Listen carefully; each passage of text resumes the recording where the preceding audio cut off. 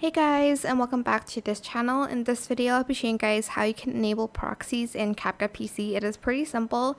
So when you enable proxies, you'll be able to lower the quality of the video when editing, but when you export it, it's still going to be the same quality. So don't click on anything. If you already have like a video on your timeline, click like this gray area. Select modify here and go to performance and just enable proxy here. I do have it on and I selected the lower resolution and I just press saved, and that's how you can enable proxies on CapCut PC. It does help with the smoother editing. But yeah, that is it. It's not going to affect the quality of your video when it's exported. When it has been exported.